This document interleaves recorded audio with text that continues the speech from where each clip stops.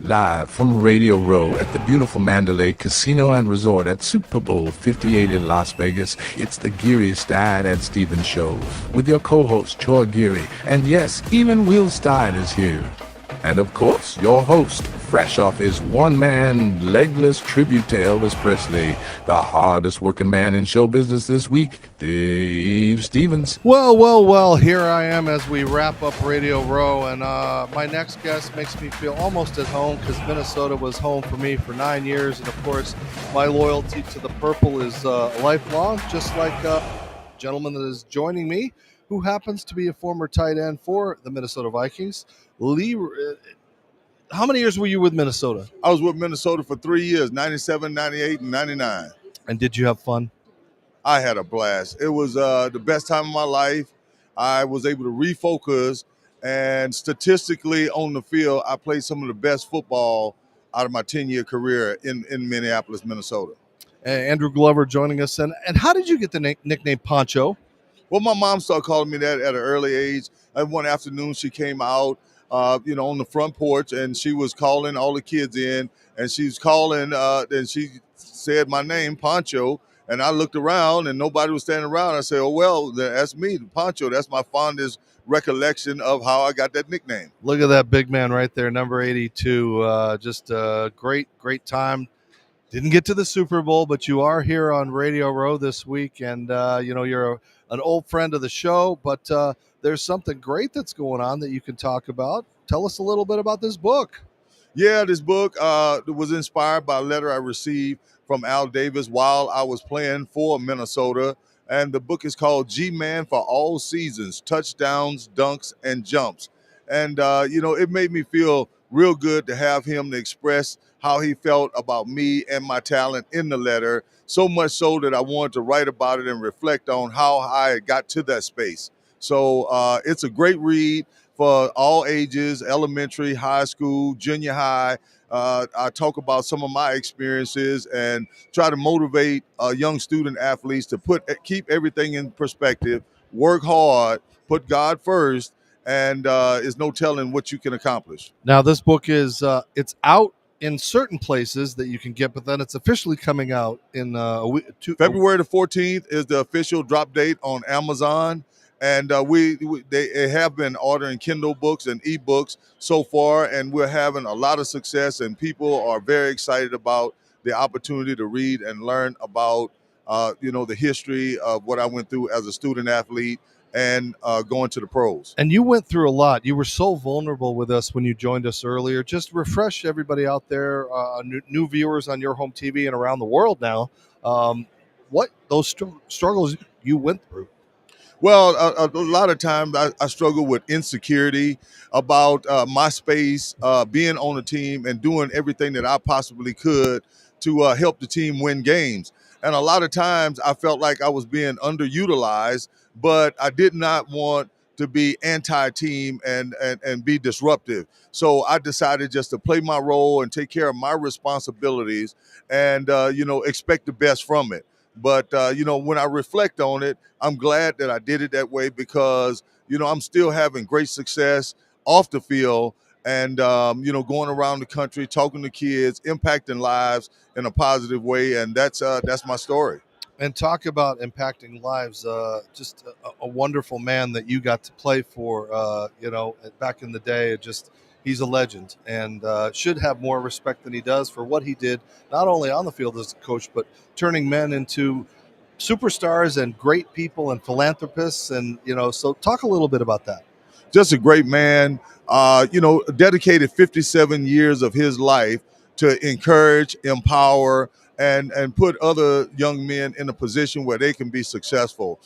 Very unselfish, a gentleman, a businessman, a scholar, and we just look up to him, and we called him the legend even when we were playing for him. So I'm just happy to have the opportunity to have that father figure when I was in college, and he taught me so much, and I think it's my job to teach the next generation. A lot of the things that he taught me still ring out in my head today, and it's my job to let everybody know that you can be better, you can do better if you just give yourself a chance and believe in yourself. We don't get to talk to many players that played for the legendary coach. So what was he like? Was he a screamer? Was he silent? Like, how did he get his point across? I think he got his point across with us by having a great deal of respect. He respected us, and we respected him. And his will to win closely matched Al Davis. And but he definitely prepared us to go to that next level. Even when I was in college, we were playing in front of 60,000, 70,000 fans. We were traveling across the country, New York, California. So he not only taught us how to be great football players, but he taught us how to be great American and great people. Well, so you're here in, I guess we're in Las Vegas, and they've got the Raiders. It's still weird to call them the Las Vegas Raiders, but we've got a piece of memorabilia that's very near and dear to your heart that we're going to talk about. Talk about this letter that you got from Al Davis. Well, this letter is near and dear to my heart. I call it the confirmation letter, where he expresses his feelings about me and my talent and my family, and its value is through the roof to me, and it confirmed a lot of things that I had insecurities about, and it motivated me to do a flashback and write about my childhood experiences and how I got to the point to where he felt like I had risen to on the professional level. So I was very grateful to that. I am an ambassador for the Raiders. They gave me my first opportunity in the NFL, and I am definitely grateful for that opportunity. And that's why I continue to work in this community where I have been worked for 6 years, ever since they started building the stadium. We've done food drives, toy drives, sock drives, food drives again, and ESPN Vegas, Vegas Junkies, and did some stuff with the military here in Vegas as well. Well, this is such a great book, G-Man for All Seasons. And is there something, one or two things in here you could touch on that even your teammates would be shocked that you would make a revelation about? Well, I think that the one thing that I talked about in the book is the class system that existed in the NFL, where you had upper class, middle class, and lower class on the pay scale and on the production scale. I mean, at that time, the Heisman Trophy, first round draft picks, and high profile athletes were getting first opportunity to make plays in the game. And, it looks one way on TV, but it's actually another way when you're going through it. And a lot of times when I talked about, every time we hit the field, we had a film on us. They had cherry pickers about 50 feet in the air, and everything you did on that field was being recorded every single day. And to have the opportunity to, go to practice every day and make plays and let the coaches see your greatness and how they could, transfer that on the football field on Sundays. It sounds like having those cameras around is a lot like how social media is today, because everybody's got a cell phone and they're watching. Are you glad you played in that era where now with everybody, oh, Andrew had a bad game and they're tweeting about you, or trade him or let him go, or the coach is a bum, or I mean, there's so much more meanness out there because of social media picking at those athletes, and they're gonna say, oh, they make a lot of money, so they deserve it, we're entitled to have our opinion. So what are your thoughts about the NFL now as compared to then and the privacy? Well, absolutely. I think it helps the athlete now, or it can hurt the athlete.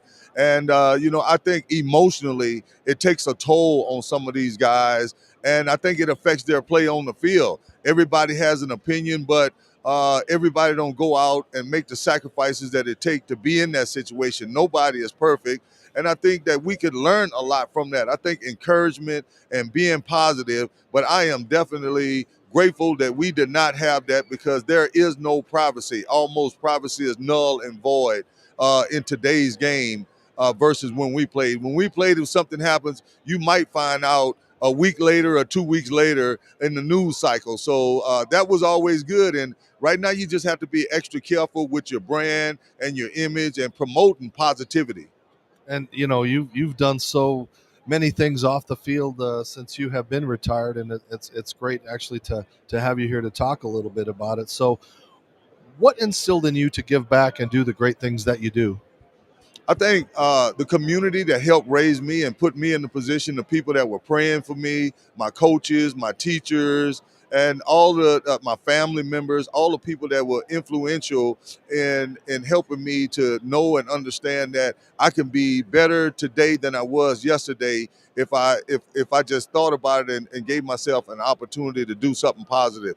Plus, that's what I was taught. Eddie Robinson used to teach us that all the time, and even when I was in the NFL, and I was nominated for Man of the Year in 1994 by the Raiders because of the community service that I was doing off the field. So it's just kind of ingrained in me. Service is ingrained in me, and I want to give back as much as I receive, and hopefully I can impact lives, men, women, and children, and teach somebody based on my experiences what they need to do to get to the next level, and more importantly, maintain that status at the next level. It's a great book. I can't wait to read it. Considering you just handed it to me. So I can't wait to read this. You just handed it to me, but I am going to read it. And you've been such a great friend of the show.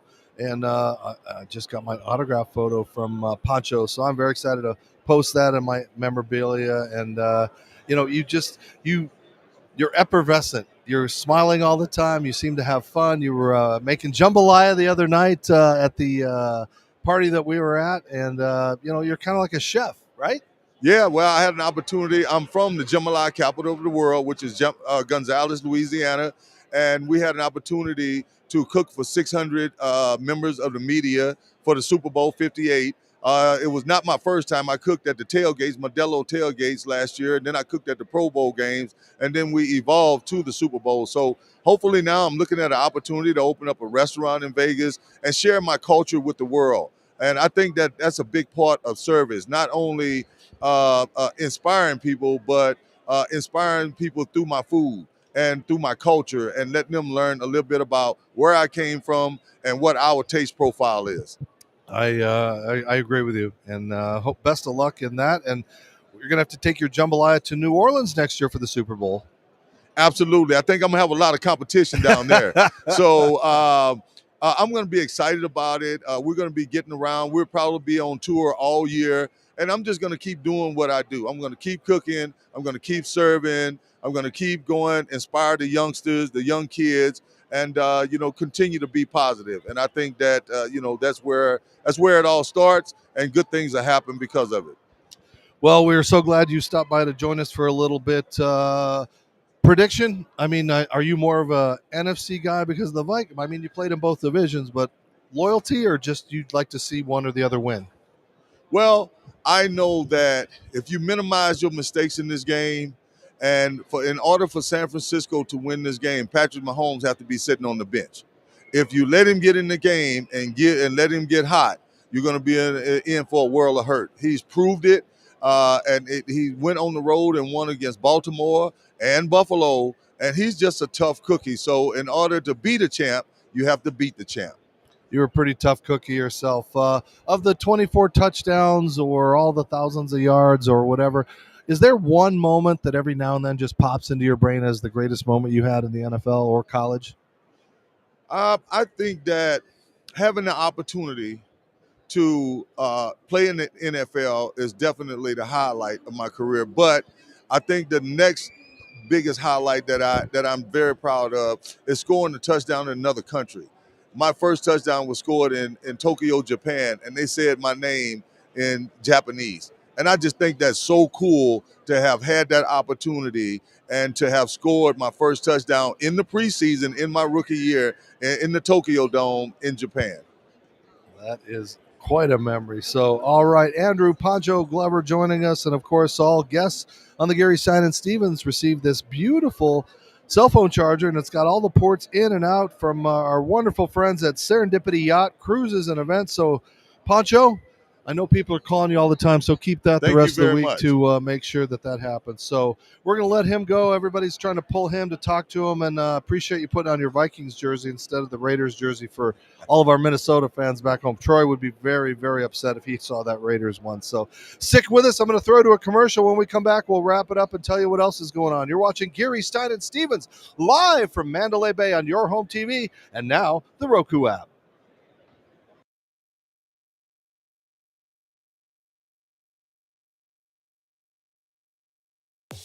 Serendipity Yacht Cruises and Events wants you to come party with us in 2024. Mark your calendar for Saturday, May 4th, because we're calling all Star Wars fans with a costume contest and an awesome Star Wars prize. Then on Saturday, August 10th, it's a Hollywood Night of Dreams with music, games, contests, and surprises. Both parties will be at the beautiful South Shore Harbor Resort with amazing food, fun activities, live entertainment, and a cash bar, plus some additional surprises. Saturday, May 4th and Saturday, August 10th. Come party with us. SYCE. More than a yacht, it's serendipity.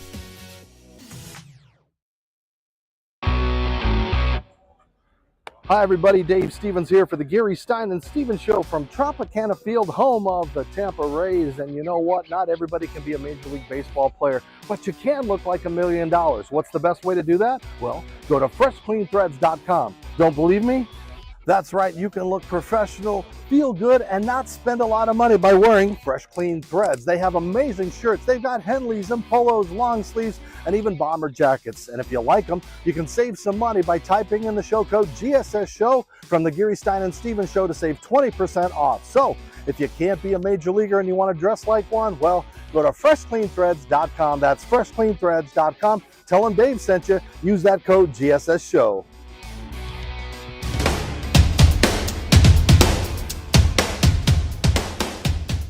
They can strike anytime or anywhere. You can have one while giving a speech at your best friend's wedding or in the middle of your uncle's funeral. It's called a wingasm, and it occurs when you bet and win with MyBookie. And this football season, enjoy more wingasms than ever with new features like early cash out. So you can pull out and enjoy an early wingasm, then bet those funds immediately. Tired of waiting all day for your money? We've increased the speed of bet settlement. And with enhanced game lines and live betting and streaming, you can bet right up until kickoff, then place more bets during the game. Oh, and what would a new season be without our $100,000 Survivor contest? And a super contest with a cash pot of $250,000. Have more wingasms, more often with MyBookie.